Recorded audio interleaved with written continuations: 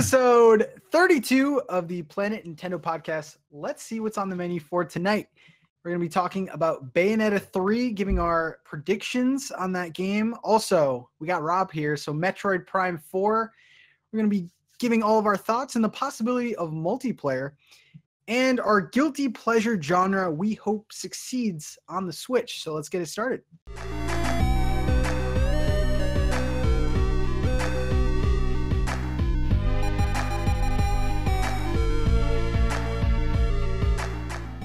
What's up, dudes? Episode 32. And before we get started, I'm going to introduce the best co-host on the planet, Joe from Joe After Work. What's up, man? Yo, what's going on? It's been a crazy week. A very crazy week. I will say that. I just have to say, you are killing it right now on the channel. You got a lot of new stuff going on, man. Dude, we're getting there. We're getting there. Slowly but surely. And it is about damn time. Mr. Rob from Rule of Two Review. What's up, dude? Yes. What is up, guys? How's it going? Super stoked for being here. Thanks for inviting me, man. I'm pumped. Yeah. So I'm riding the Avengers Infinity Ward hype into this podcast, by the way. Nice. Less than 24 hours ago, and I still got the juices flowing, man. So, oh my god. No spoilers, though. Don't worry, no spoilers. Good. Yeah. So Rob, what do you do over there? Because I'm very familiar with the channel, but for those of you who don't know, what's up over there?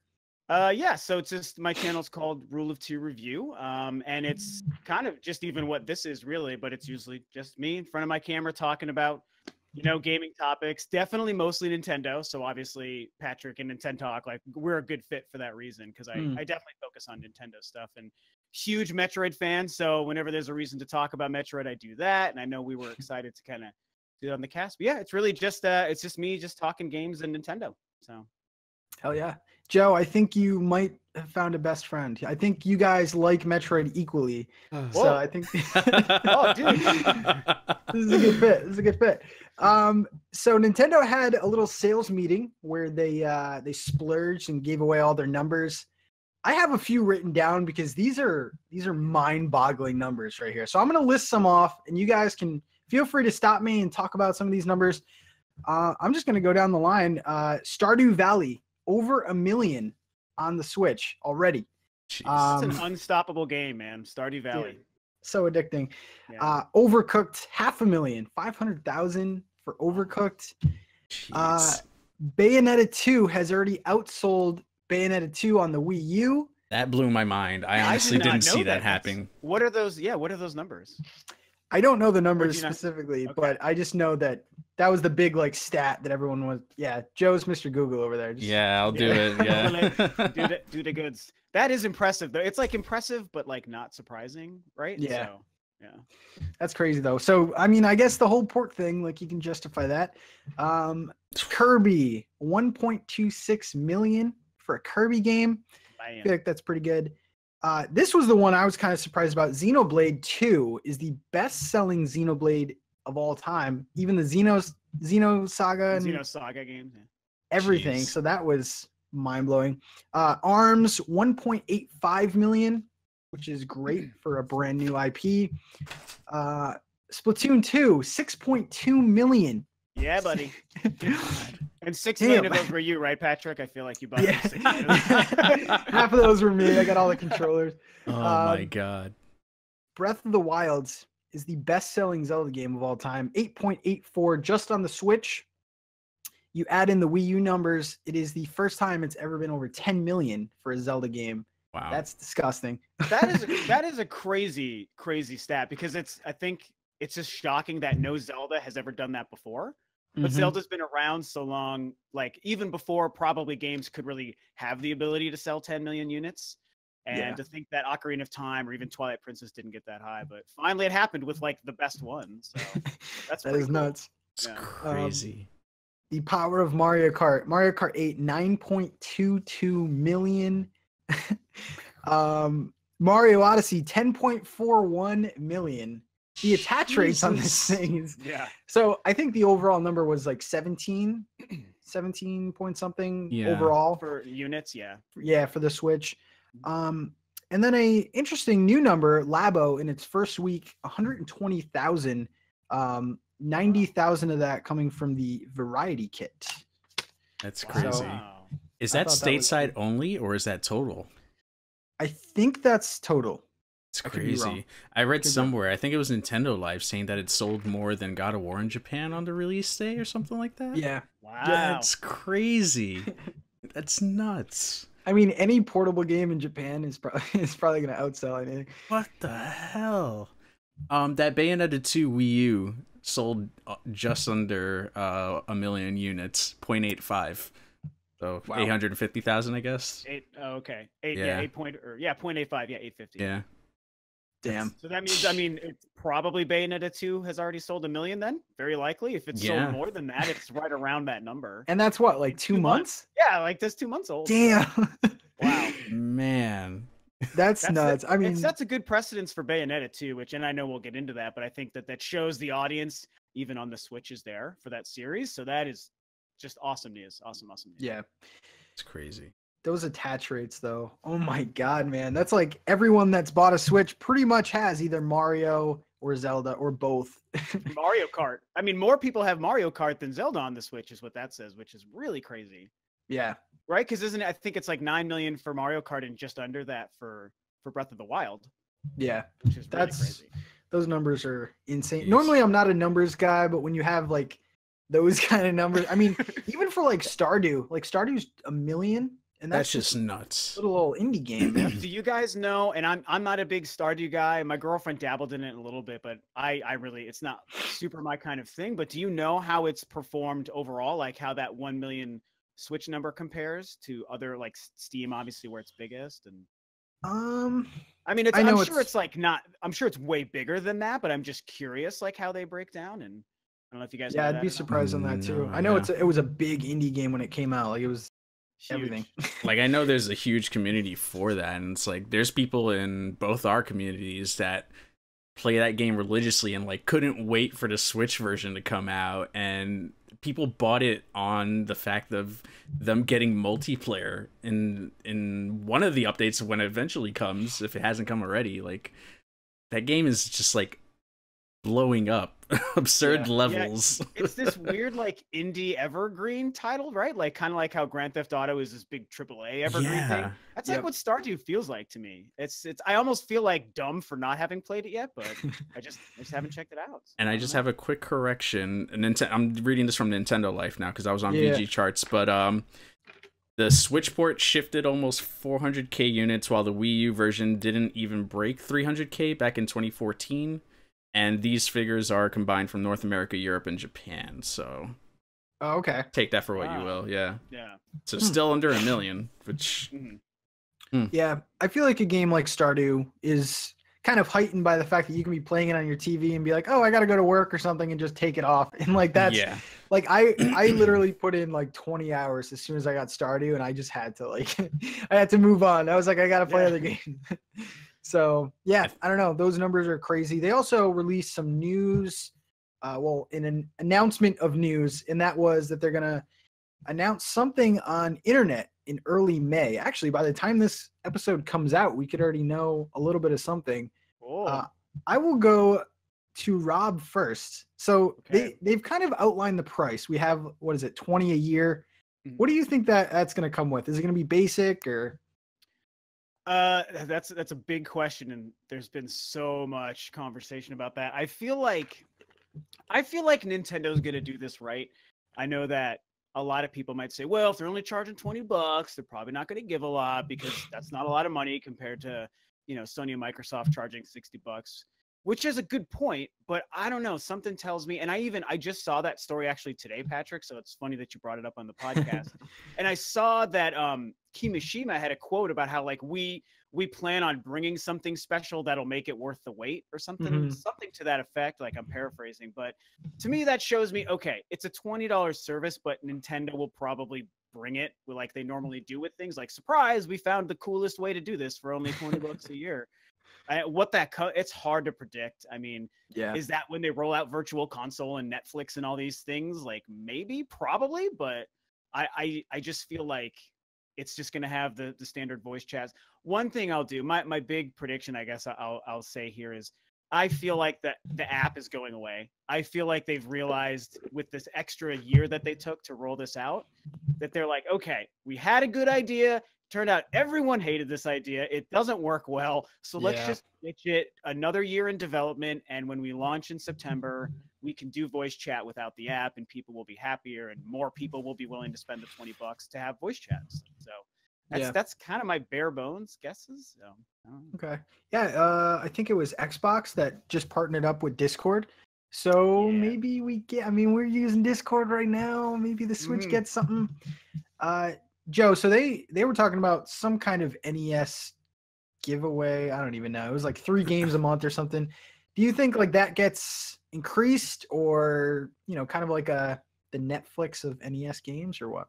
Yeah, I mean, I think so. They haven't updated that website in a while. I feel like they're probably going to still stick to that 3 a month deal. I think that's probably a good idea, because if the minute you start flooding everything, people aren't going to know what to pick, and then you're not going to be able to like showcase like, hey, there's these 3 games that are going to have what was it was supposed to be like 3 games that were recoded so you can play multiplayer online. I believe so, they did. That's it. That's what it was, right? And I think they still stick to that, because I think that's a really unique idea, is bringing back these old games with a spin. And I think that's why Virtual Console, I feel like that's one of the reasons Virtual Console hasn't kind of hit, was, you know, this whole library that they're trying to build up to get it so that way they have monthly content coming out every month of like, here's the next 3 set of games, you know, and keep going, and then eventually maybe get to the NES, the SNES log and all that stuff. Maybe we get wild and get some Game Boy stuff on there. Get wild, you know, with the Game Boy. Yeah. Get wild with the Game Boy, man. I thought originally they were just gonna flood the whole thing, but see, part of me thinks that they will do that, but the other part is like they're re-releasing the NES Classic. But then again, like, are those the same audiences, or I don't know. So yeah. I hope we get 3. Now, do you think they'll just go away? Oh, sorry. Go ahead. Oh, no. Go, man.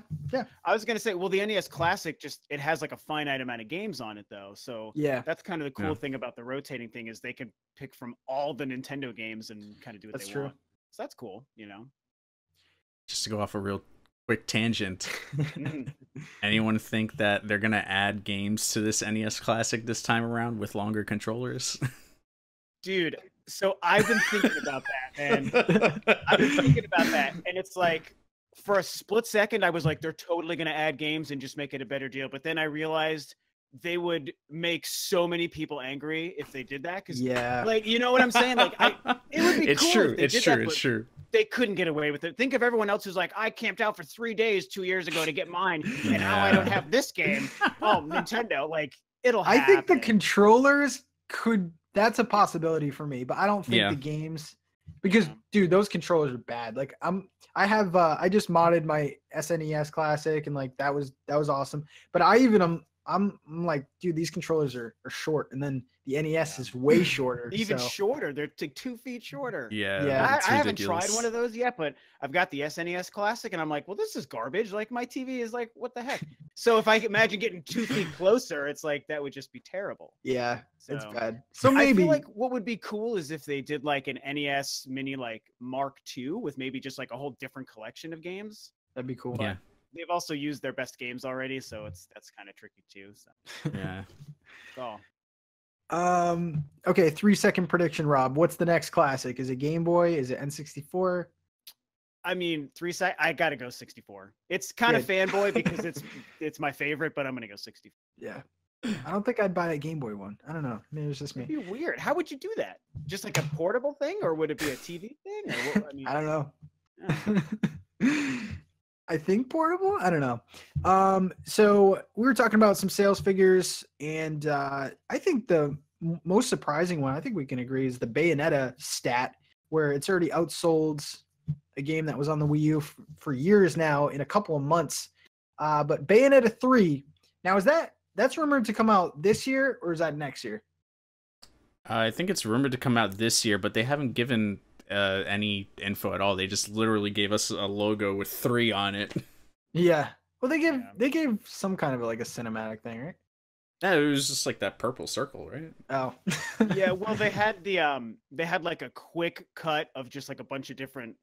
It's like Bayonetta in the shadows, and it's like, oh, Yeah. here she's shooting a gun, here she is jumping this way, and then it's the 3 logo you're talking about, which is, for anyone who remembers, I don't even know if you guys remember when they did the Wii U thing, like a couple of months before that launched, but it's kind of how they rolled out Bayonetta 2 at that time, with like a little like 20-second thing, and it was literally just like shots of her feet with the guns, and then it's all Bayonetta 2 exclusive for Wii U. Oh damn.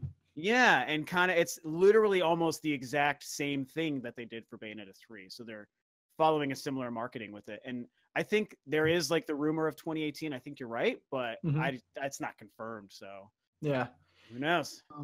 So I'm pretty new to this series in general. Like the first time I played it was on the Switch. Thank you for putting it on the Switch because that game is badass. That is So good. Welcome. Dude, just the first scene alone is like, what am I doing right now? Yeah, it's such a good. And so you started with Bayonetta 2, I'm assuming, right? Yeah, Bayonetta 2. Yep. Okay. Have you gone to one at all yet, or Joe? I you have played not. them both, or Oh yeah, I played them both. I did the first one on 360, and then yeah, I bought 2 on the Wii U. I didn't get to finish it, so like getting it on Switch was like my reason to finish the game. Nice. Yeah, 1 is a very different game, though. I don't know. I mean, you haven't tried it yet, Patrick, but it's different. It's interesting. I heard it's a lot harder. Yeah, I think I'd agree with that. Yeah. Yeah. It's Plays more like a DMC game. I mean, Hideki Kamiya, the creator of DMC, so. Oh, okay. It feels a little dated, but like not terribly dated. Like it plays pretty close to what Bayonetta 2 plays like. Yeah. I think if this game does come out this year, which I'm still rooting for it to come out this year, I feel like a good comparison would be like a Xenoblade 2 type thing where it's like super under the radar, but when it comes out, it ends up being like one of the better games of the year. The lineup for this year in general doesn't look like as crowded as last year. So I will start with Joe. Bayonetta 3. Some predictions on that? Will we see it at E3 or what? Ooh. Will we see it at E3? I think that's a safe bet. I think we'll see some sort of gameplay there. Maybe something very light. Although Nintendo tends to focus more on the present and like what's coming up in a few months, especially with their E3s, they usually tend to play it safe and like say, okay, here you go, here's all the, here's our lineup for like the next couple of months, and like maybe something out in like December. They and then that one thing that they'll say, next year or something like that. Like we got 2 of those last year. We were pretty lucky. Pokemon and Metroid Prime 4, which I mean, Prime 4 was in development now, and Pokemon, they said maybe this year, but it's more and more. It just seems like every day we may be getting it this year. But yeah, I would say we could probably see something as if it's coming out this year.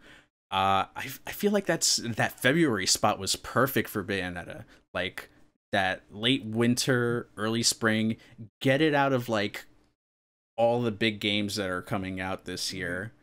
And I don't think mom and dad are buying that for the kids. Hey, but they're buying them Call of Duty, right? So I mean, it's true. Okay, Rob, what about you? You think we're seeing this at E3 or? It is tricky. I think it is a good possibility. Like Joe, you brought up a good point with like Nintendo focusing on immediate games, and they even kind of in their recent release about E3, they basically said that they're like, we're going to show you 2018 Switch games. So it's almost like they're only really going to do that if it's planning on being a 2018 game. And I'm starting to believe that it could be a 2018 game, but at the same time, if we go back to like the Bayonetta 2 thing, I mean, that was 2012 when they revealed that for the Wii U, again, using the exact same kind of trailer. And there was like no gameplay, no date. And it took over 2 years for that to come out. It wasn't until November or October, I think. Like, it was definitely like the holiday season 2014. So that doesn't necessarily mean that Bayonetta 3 is going through the same thing. They could be way farther along with it, and maybe they'll blow it open at E3. But so I don't know. Like, if I had to like put money on it, I might Oh, I don't want to put money on it. Actually, I'm gonna not do that. We're filming. I know, right? I just put that on the Steak internet. bet going on. Yeah, seriously. I don't know. I think it's a possibility for sure. I also think that maybe Nintendo gives us one tease of something that isn't 2018. They focus on all immediate stuff and then say, well, here's one thing for next year, and maybe that becomes Bayonetta. So I'll put a tiny bit of money on yes, but it's like really like 10 cents. It's not much money. Yeah. Yeah, so they announced that Smash was going to be the big game this year. I feel like Bayonetta isn't big enough to take any like attention away from it. So I think that's not really a concern there. Yeah. Joe, you're going to say something? I'm just trying to think, like, what are the games that we at least know were slated for 2018? Because we could probably knock this out process of elimination right now. Well, you got Yoshi. As far as like, yeah, Yoshi still left. Mm-hmm. Prime 4 supposedly, according to that chart that they sent. Yeah. Maybe Pokemon, Fire Emblem Switch. Fire Emblem's a big one, yeah. Smash. That's I mean, 5 we months know we right have there. Captain Toad. Oh yeah, Captain Captain Toad. Toad. Wait, is there a release date for that one, or is there not? I think there is. I don't know. Is it July? I want to say August or July or something like that. It's one or the other. One of them's the Octo expansion. Because I'm trying to think of if it's just after E3, which it probably is, because like Donkey Kong's next week, Hyrule Warriors is like right after that. Yep. So yeah, if it would be after E3. I would almost say if like, oh sorry. I was just gonna say No More Heroes, which I'm like the only person excited for that. But yeah, No More Heroes, man. It is a 2018 game. So we got Aces in July, June. Oh yeah, Mario Tennis Aces. Yeah, that's like June 6th or something. It's June for sure. Yeah. I feel like Bayonetta, I hope, comes out, man. That's kind of thin. Dude, there is room for it. You actually bring up such a good point, because like there really isn't. And it's like weirdly kind of what I talked about in my last video that I made too, is there really isn't that much padding out the year that we know about. So E3 could be the time where they're like, here's this game, and this game. And it turns out Bayonetta is going to be October or whatever. So yeah, it would be a quick turnaround though, because it was only December. Mm-hmm. Wait, when did they? Yeah. Oh yeah, because it was the Video Game Awards. Right? Yeah. Yeah. Yep. So December is when they showed it to us. So that would be like super fast turnaround. But Nintendo's really good at that this time around. So yeah, I don't know. I'm also not convinced that Mario Maker is done with. I feel like that could be a port announced. You're in the Mario Maker camp? I like Mario Maker. Yeah. Well, like in the camp, I mean, in the camp of they're gonna port it. Like you're in the camp of they're gonna bring it to the Switch. You think? I want to say that they make another one at this point. I mean, I would kind of be disappointed if they just added that one in. I mean, maybe they add in like a couple different Mario like themes and stuff, and there's definitely room to add in items. I mean, it's a pretty good engine that they have, but they would have to add in quite a bit. Maybe Funky Kong. Funky Kong. Oh, they should just make Funky Kong Maker, and you just make different versions of Funky Kong. Oh my god! $60, sell it. $60, boom. There you go. But it would be cool if they did like a Mario Maker, but added just like non-Mario stuff in there. You know, I mean, well, they kind of did that, right? Because you could unlock like a Samus suit or amiibos. Yeah, that's how they did it. But what if they had like assets? Like building assets that are like not some non-Mario things. Yeah, that'd be kind of cool. You know, at that point, like there's not really much holding people to their Wii U's. I know Rob loves the. I do love the Wii U, man. I'll stand by it. It's a dumb system, and I like it so much. I don't know why. I just do. Oh man, me and Reggie, we're the only people that like the Wii U. The load times, man. The load times. I know, it's so bad. Yeah, I'm super pumped for Bayonetta 3. I feel like that with Metroid, which we'll get into it in a second, but like it's nice having that mature game that isn't a third party. I mean, kind of, I guess. I don't know. Well, it's exclusive. So I mean, the good thing is it would be a Nintendo exclusive, maybe, if that's what you mean. Yeah. Another game, I think Rob might be familiar with this, but this is Metroid Prime 4 that got announced. Metroid? I don't know. It's like Halo. Oh, okay. I know Halo. So I think the biggest surprise was the name in general, the fact that story is going to continue. I will start with Rob. Any predictions for Metroid Prime? I'm doubting that you're going to say we see it this year, but Well, I want to say no, we won't see it this year. Like there's a couple of reasons. I mean, I've been super vocal. I think it's a 2019 game, and they confirmed like we were just talking about, pretty much going to be 2018 stuff at E3. So if Prime is 2019, then why would they show it this year? The other thing to me is, and this is kind of going off a fanboy wish list, and like Joe, you're a super big Metroid fan, so I'm curious what you think about this, but Nintendo's been doing like the thing where they theme their whole E3 like around a game. They did Zelda, they did Mario, and it also kind of sounds like they're doing that with Smash this year. So it seems like it's obviously their big focus, their big game, their big push. And if they really are theming their booth and their whole presentation around Smash is 2018's E3 thing, then that would almost take so much attention away from Metroid that I don't think they'd want to do that. I feel like they would probably like to make one year be the Metroid year at E3 if it releases in a window that allows for it. And maybe they wouldn't. Maybe Metroid and Pokemon come out in the same year, and if so, they would probably actually do Pokemon over Metroid, would be my guess there. But if there was an opportunity to theme Metroid, I think they would want to do that, which makes me think that maybe they won't be showing it this year because it's a 2019 game, and Smash is their big focus, so they don't want to take it away from Metroid. So those are kind of the reasons why I really struggle. And I want it. Man, I want it like so bad. But I got to be logical, and my stupid logical brain says, "No, bro, you're probably not seeing it." So that's my feeling. Yeah. Joe, what about you, man? I 1000% agree with you. I hope we do not see this game this year at all. Just you hope we don't. Stay silent. Put it in 2019. The same mentality of E3, like how they've been setting up the stage year after year. I've had this in my brain for the longest time.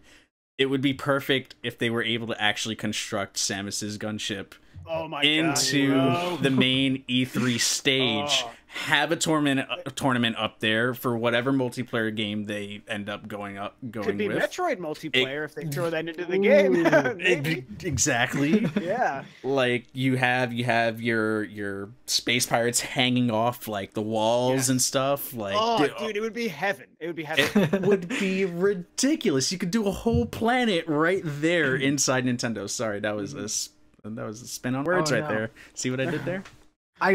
Okay, so broke his brain. I want to almost say that they have to do that. And the reason why I say that is because Metroid, when everyone saw this revealed trailer, people freaked out, like almost as much as Smash. I feel like Smash got a little bit of a bigger reception. But these games really aren't selling as well as I don't think people think they are. So I feel like if you make a big deal out of Metroid, make this whole like planet or whatever, and like make people think that this is the game you need, and even overshadow like Pokemon or something, then it can become as big as, we were just listing off like tens of millions of sales. This game could do that, especially the games that are on the Switch. You get like a first-person adventure game. Rob, you just mentioned multiplayer, and I kind of want to go into that right now. Do we see like a full-fledged almost? I want to compare it to Halo because I really don't know what to compare it to. It's not really like anything. Yeah. Rob, multiplayer. Does this need to happen? I'm leaning more and more towards, I kind of think it will. And I kind of think it should. Bearing in mind that I don't need it. I'm not asking for it. I don't even necessarily want it. But I feel like the Switch era is so different for Nintendo. And even kind of like what you were just bringing up, Patrick, about the sales situation and how they want to make it seem like the game you need for your Switch that year, which is what they've been doing since they launched the console. I think that that's what they're going to do with this game. I think that they're like, this is going to be the biggest push they've ever put behind a Metroid game. Like, we're finally going to make this series, but just push it into that top tier echelon of our other games. And that would be a way to do it. And so if they focus on it and they bring in a multiplayer, it's a way to elongate the life, and gamers and people are just really excited about that kind of experience right now. And I play multiplayer games, so it's not like I don't also like those kinds of experiences. Like for Metroid, I could really care less, but I feel like this is the time where Nintendo wants to kind of make that work.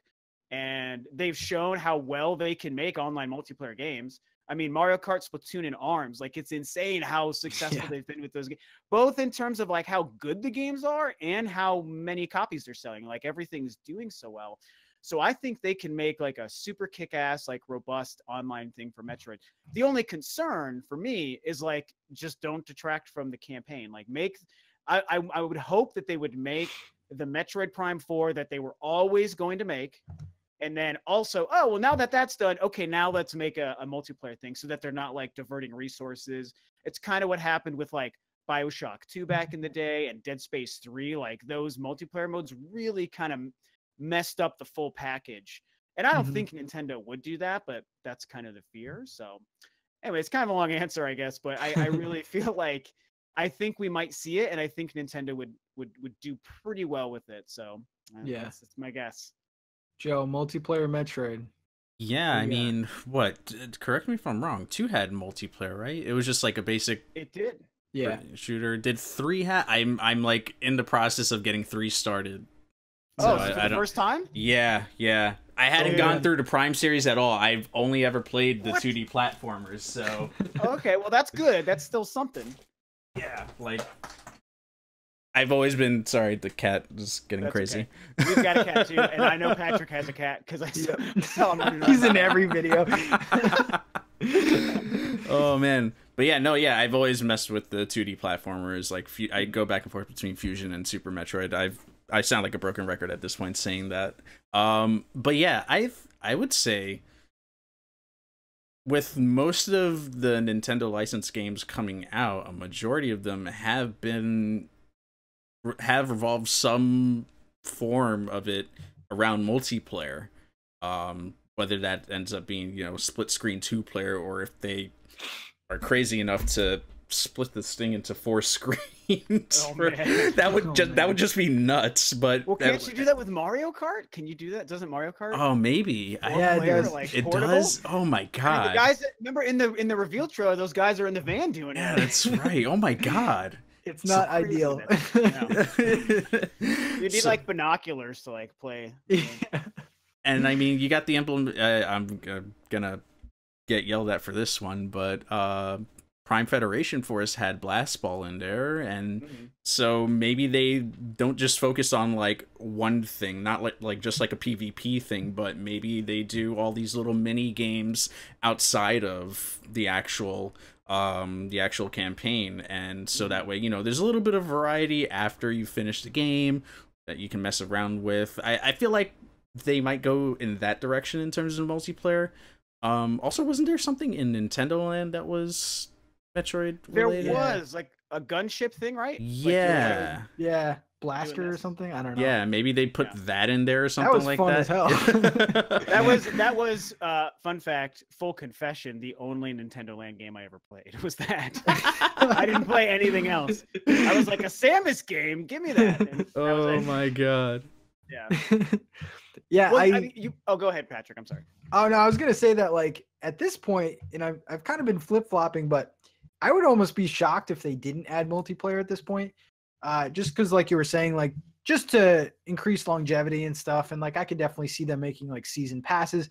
Like I feel like this would be the game that like they do things that they normally don't do, like DLC, like map packs and stuff like this. Like I feel like that that's it could so be weird to think about. Exactly. So But I just now you bring up a good point, Rob, because like we want the multiplayer and we think it's a good idea, but like how much is it going to be taken away from the main story, which is something that like we've seen Zelda and Mario have these big like stories and stuff like that, and they don't really go into multiplayer just because of the type of game it is. For the shooter, it's going to be interesting to see like is the multiplayer and the campaign going to be equally as good? Is it going to be kind of like a crappy multiplayer?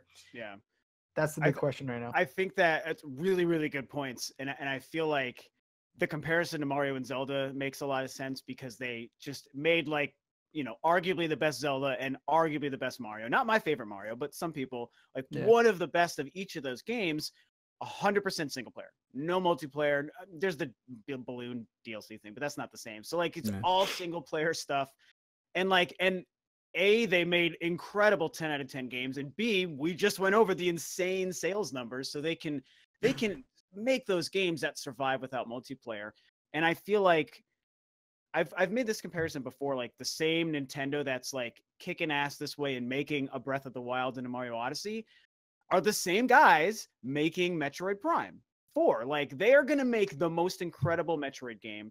So they probably could make a game so good without that multiplayer, but then you kind of remind yourself, like, I feel like Metroid is this weird series, even though I love it without multiplayer. I think it's a series that there is this weird magical way behind the scenes to like crack the code and make it work really well in multiplayer without sacrificing kind of the integrity of the series. And that's why I feel like I agree with you, Patrick, like they really probably should put multiplayer in this game. Yeah. And people will want it. And like the online service is going to be pretty new. So it's a great way to get people signing up. And Joe, you brought up Federation Force, and I won't yell at you for that, because I stand by that game being totally okay. It is a totally average okay game. I agree. It's a good example of yeah, it is. It's a good example of like non-competitive multiplayer. So maybe they put that in the game, right? Like something like that. Yeah. Like mission. Now that I'm thinking about it, like have like a separate thing that's mission based, and you're the Galactic Federation. Just have like like a co-op thing, maybe. Yeah, and it'd just be completely separate from the main Prime campaign, or like in tandem with it somehow, like the behind the scenes or something like that. I know this is way off topic, but Metroid Prime, that's great. It's great that that's coming back, but I would really like to see a 2D like I've been playing all these games like Axiom Verge and stuff, and I'm just like Metroid on the Switch, like in full, HD and stuff. Please make that come also. And Joe, is it Super Metroid or Fusion that's your favorite then? Because you said you go back and forth. I'm back and forth. Today it's Super Metroid, but dude, I've had it's a good answer. It's because like there's so many different things about Fusion that I feel like they added from Super Metroid, like giving Samus dialogue and inner dialogue, and like actually getting to like hear her thoughts, and like all in these characters that you've never met, but she gives you sort of context to who they are or who that one person is without spoiling anything, because I do recommend that people go back and play that somehow. Well, it is on the Wii U, which I know everyone sold and threw out their windows when the Switch came out, but it is available on the Wii U. I replayed it on the Wii U. So did I. So totally. I've done that 3 times, man. Like, I mean, I prefer, I think, both Super and also Zero Mission. I don't know if you guys have Zero Mission is so good. I think that game is like a dark horse, almost best Metroid game. Like, I mean, it's no Prime, but it's so good. Like, Zero Mission is very underrated. So, I don't know. Oh man, Metroid E3. I have to ask one more. I'm so sorry. I have to ask one more thing. Dude, do it up. Because Joe, now you talk about Fusion and how well you talked about like Samus's inner dialogue and stuff. Very important. I need to know: have you played Other M? Yes, I have.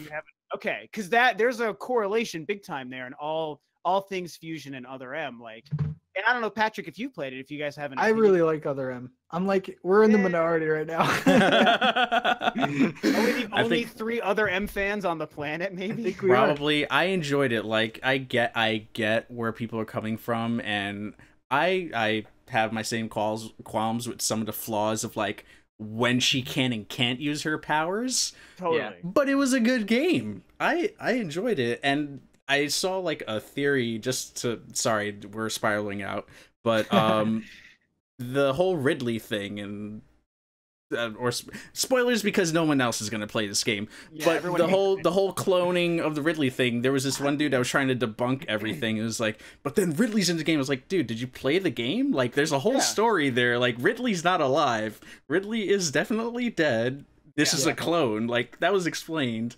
And people are just like ripping it for all the wrong reasons. I'm like, if you're gonna choose it, I could give you a list of reasons that's wrong with this game, and then you could do a video on it. Well, I'm glad you guys like it then, and I love just the fact that when you talked about Fusion, you pinpointed the inner dialogue and her talking about other characters. That was my favorite thing, dude. It's very cool, and because that's right, that is like right in line with Other M, like timeline wise, and Other M tried to just take that to another level, and didn't super succeed with that part of it, but it was just interesting because they relate. So that ending with oh gosh, I forgot her name, but basically the queen and her sending out that entire swarm on you, like, and you're just there blasting away everyone. I thought that was the most awesome way to like just close it out. And Maybe then it's because I like motion controls. post-credits. That's why I like that game a lot more. Oh, so did you like the pointer part? Did you dig that? I did. It was kind of clunky, but I liked it. Yeah, Yeah. it was in that weird Wii era, man. It was a weird Wii era Metroid, is what it was, but it was good for what it was. Yeah. Cool. I didn't mean to derail. I wanted to quickly ask that before we moved on. Oh no, definitely, man. No, you're good. You're good. Joe, you had a final topic for today? Yeah, man. What better way to cap it off than guilty pleasures? Sort of my favorite thing. So to kind of set the stage, I've been getting back into my rhythm game flow. I've been playing a lot of Super Beat Sonic on Switch. Probably not the best way to play that game. I would probably prefer it on Vita. Sorry, we're playing Nintendo. Ooh, but yeah, I know. But it's got me back in this rhythm game kick, and I grew up like a lot of my high school years was spent on a DDR machine and in the Groove the Machine playing competitively, and those were like some of the best years, just sitting there playing a bunch of rhythm games. Then Rock Band came out a few years later after that, rocked out with that. Hey. V-Money 2DX in the middle somewhere there, like a little bit, very light. But it's got me to think, like, man, this is kind of a guilty pleasure. I don't really talk about me playing rhythm games all that often. So I'm kind of curious what kind of what series are your guys' guilty pleasures that you would hope to see someday get a resurgence on the Switch? Rhythm Gamers Anonymous for Joe. Kind of a newer. That's like one of the best rhythm games. Oh my god, yes, such a good game. It's good stuff. I love that they brought it back on PS4. That was so good. I haven't played that one yet, but I'm a huge fan of the first one. It's good. It's returned to form. It's good. Sweet. Kind of a newer genre that I've been getting into. Actually, Rob, you made a video kind of about it, about your like cinematic video that you were talking about, cinematics and video games. The Switch has made me play like a lot of these story-based games where it's like it's borderline not a game, like almost like a storybook, like come to life. Like I've been playing like Oxenfree, and now like I'm like really interested in like the Telltale series and stuff like that.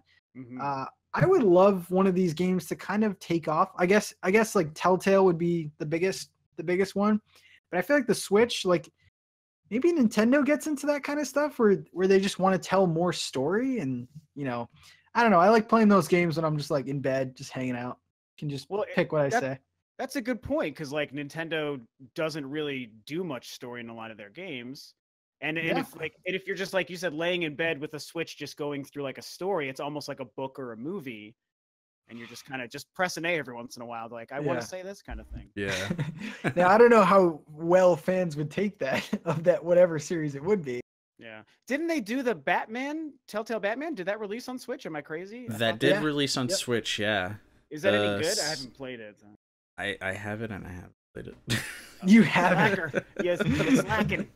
I know, I'm slacking. There's a lot of cool ones though. There's like Walking Dead and stuff. I've never played them. Oh like, man, Walking Dead is amazing. Play season 1, please. Just do yourself a favor. Sit down. Play it on my Xbox. Yeah. You're gonna need to be emotionally prepared for season 1, because it really takes you through the ringer, man. It's good. It's good. So, like, do you think like Nintendo would ever do their own version? Is that kind of what you mean, Patrick? Like, if a first party story? I would kind of like something story based to be in the mainstream, but I'm kind of thinking of their franchises, and I'm just like, what do you even? You know, like a Zelda one would be cool. I mean, story is something that people bashed Breath of the Wild for, so I don't know. And Other M. Yeah, that's true. What's kind of funny is you mentioned that, and I immediately kind of think Mario versus Mario and Rabbids. Oh, I don't know why, but I immediately just like that would be perfect. Cool.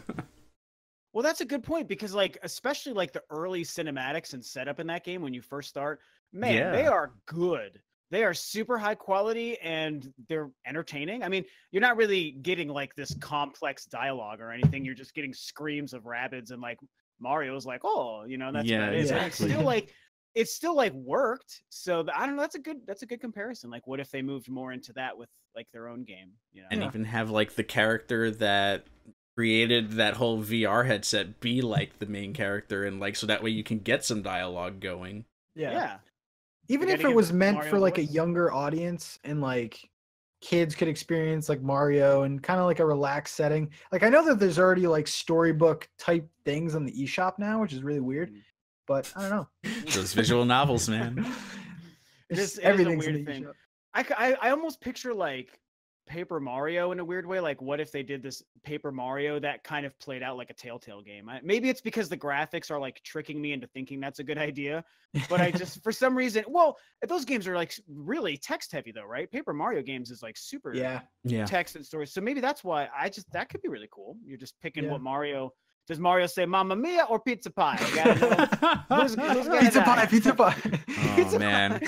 I Oh think my it could be god. I just thought of something wild. Uh-oh. Make a Labo book out of Paper Mario stuff. Just See, get I like could get you get the behind that. stickers and you put them on the shapes of the cardboard or whatever, and then you have your that could storybook work. that pops up. Well, where That'd would be the cool. Switch be, do you think? How would the Switch console play into it? Ooh, that's maybe they build something that's like part of the story that you put there, and you're flipping through the book or something like that And it that you've changes the screen created. or something. Yeah. You guys That's remember cool. those books where like something's coming out of it and like you flip every page and it's still on that page, but it's like different scenery? Maybe they do Yeah. something like that. Yeah, they could do some crazy. Did either of you guys pick up a Labo, by the way? I don't know I if either of did. you guys have. Just You Joe. did? Just How is me. I've you messed have with it? the piano. Yeah, here we go. I was like trying to find where I put it. You Bam. made it. I'm very proud of this. How was that experience? I'm curious. The building process, it was a little tedious, but I mean, it wasn't like I'm bored. It was fun. Like it took me 2.5 hours. I probably could have done it faster, but Yeah, like it I looks was pretty complicated though, man. Like there's a lot going on. yeah, I was really impressed with like how they basically like all these houses are basically meant to like black out all the stickers so that way that's how it's registering the keys and everything for you. So it's like you wrap all these stickers onto each piece that's going to be a movable part that Switch registers inside, and then the right Joy-Con with the infrared sensor reads the inside of all these boxes. It's really impressive. Like It's pretty cool. they're mixing tech with like such a simple thing. Is it responsive or is it like kind of like a delay when you? No, it's snap on. It's right on. It's like to the touch. That's cool. Yeah. It's like mind-blowingly responsive. Like I watched some, like videos on it. Yeah. Yeah. Another guilty pleasure of mine, it's kind of like first-person shooters, but I would love like the Switch to have their own. I'm not even gonna say battle royale, but like first-person shooter, Yeah. like a Switch exclusive. Like was I'm trying to think, the Conduit, was that a Wii exclusive? Right. It sure was. I High love voltage that software, game. man. It Bring was Conduit back. dude, the best bad games ever, man. Like they're both. Did you ever play the second one? I did. It was Did equally you bad. beat it? Did you see the insane ending to that game? I did not beat it. I couldn't do Okay, it. I'm gonna spoil it if that's okay. Oh, yeah. Sorry guys. Spoilers Fine for a cat. really old game that everyone hated. No That's one fine. liked. I don't even remember the story setup. I just remember the final battle happens, and you open up this portal in this room you're in. You're in like a museum or whatever, and this portal opens up, and I swear to God, an armored Abraham Lincoln and a bunch of other like famous historical figures walk through, just like the war's going down and we gotta go. You gotta come with us because I'm Abraham Lincoln and we gotta go save the world. And like I'm paraphrasing the dialogue, but like that's what happens. And you follow Abraham Lincoln. He's wearing like a Gears of War armor suit. From my memory, look it up. And he's got a gun, and it's like, "Come with us, bro." And then you go, and that's like, the game ends with you following Abraham Lincoln into the future to fight. It's so crazy. Is this like the prelude to Codename Steam? I think so. I think it's the prequel to Steven Spielberg's Lincoln. That's what happened. That's the prequel. Oh man. The Lincoln. Conduit was the most hyped I game gotta take ever a work when call, it first guys. I'll came be out. right back. It was okay. Rob, what about you, man? Guilty pleasures?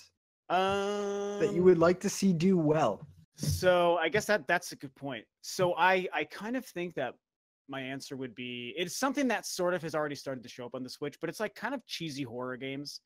I really Yes. love I just love the horror genre in general. And there's something about like really like mediocre horror games that can kind of just like get the job done. And there's like stuff like Condemned on the 360 back in the day, and some of the less good Silent Hill games I still love, like even though they're bad, like Homecoming and Downpour were like bad games, but because they were Silent Hill and they like did that in the Silent Hill way, I still just love them. Yeah. And there's stuff like Hollow just came out, which I've played a little bit of, and it's pretty good. How was that? Yeah. It's really it's as mediocre as you can get, I would say. It's probably not worth the $20 I spent for it. Yeah. But it does have a cool vibe, and I love that vibe. And that's usually, if I'm ever going to turn it on, that's pretty much the reason why I would do that. There was a game, I didn't pick it up. I can't remember what it's called. It's called like, I think Vaccine or Virus or something. Oh no. Oh yeah, Vaccine. Is it Vaccine? Yeah, it's Vaccine. Yeah. I came in at a bad time. Yeah, well, my guilty pleasure was like really bad horror games. That's pretty much what it is. Oh no, dude, that's like too bad. I don't rip on games. That was a bad game. Oh no! Yeah, I love the idea of it. The idea was so cool. Yeah, and the graphics are awesome, man. I love that. The N64 style was so good. Yeah. Resident Evil 1, just like give me the stupid polygons. Like they just bring back happy memories. That's the reason I bought it, man. That was the reason I bought it. I was like, oh my god, this looks like Resident Evil, and it tries to be that, but it's very stiff in like the combat and very unforgiving. And then it's just like time trial of like you trying to cure your friend and finding all these keys. It's randomly generated too, so it's like you definitely like the disadvantages are so bad. Like the RNG is like terrible in that game, and like weapons you find, the zombies that come out, or sometimes these hard to like hit rats or whatever, and you like gotta stab down because sometimes you're lucky enough to get a knife. Yeah. It decides to give you a knife for that playthrough. Yeah.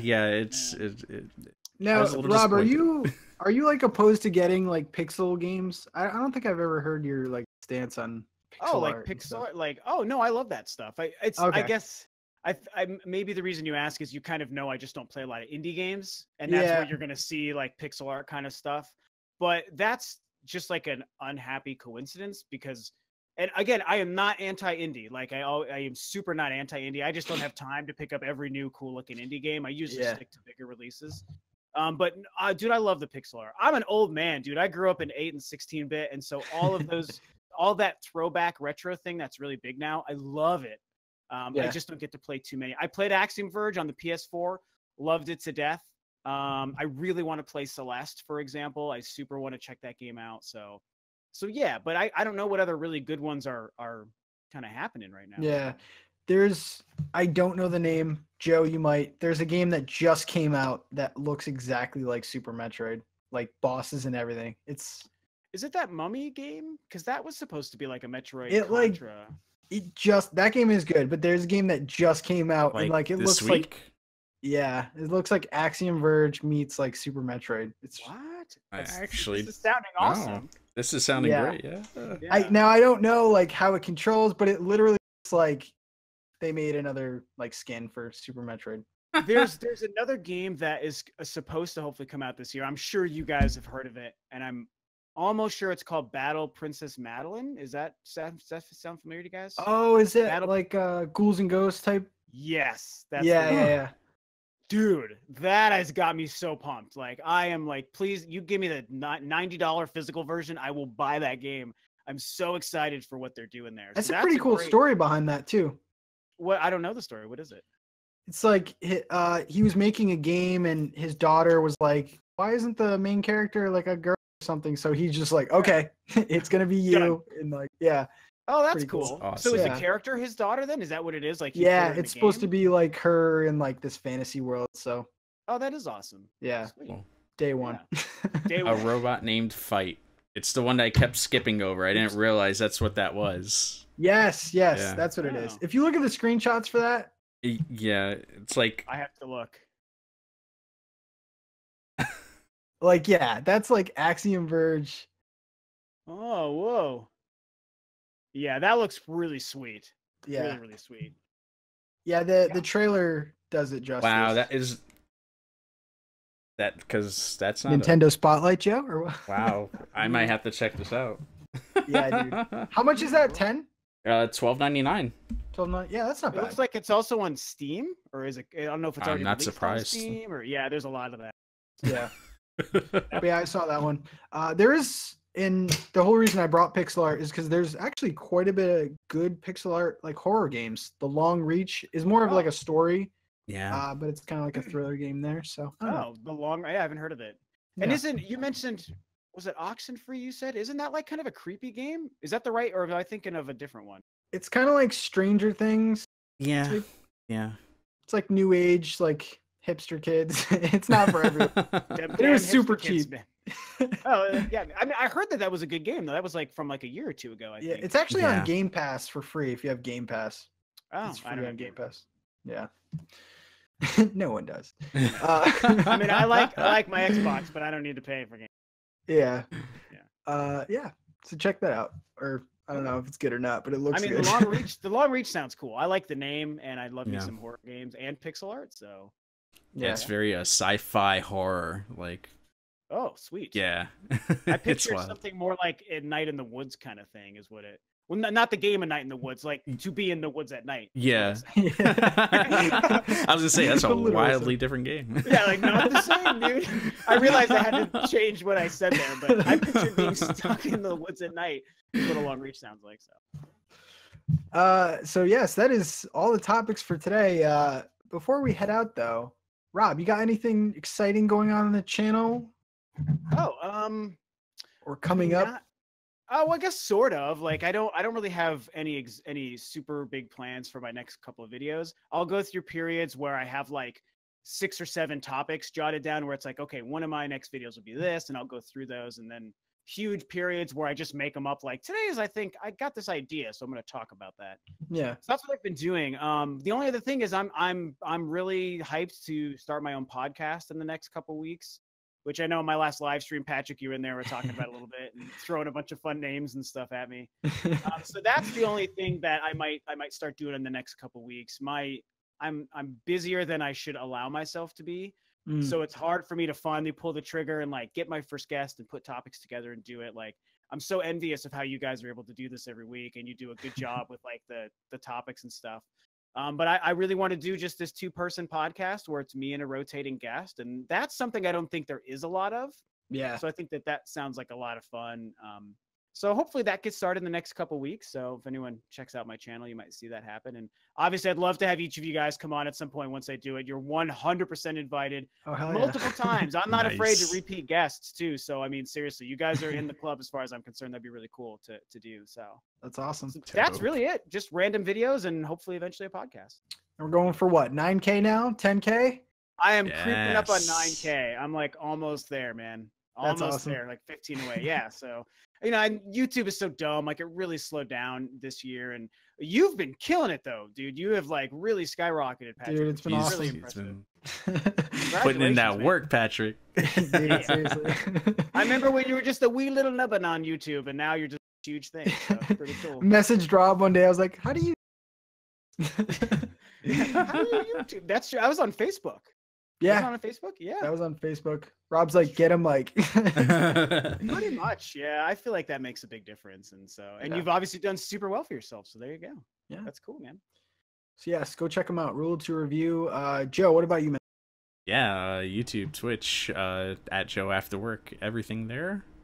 And working on more collector's editions and Nintendo Spotlight Pocket Edition.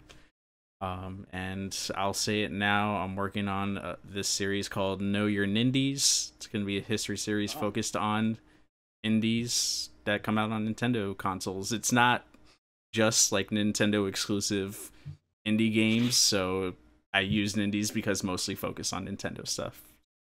Yeah, Nice. there you go. Sweet. That'll be Cool good stuff. for me as somebody who doesn't play many of those games. Yeah, man, I got you.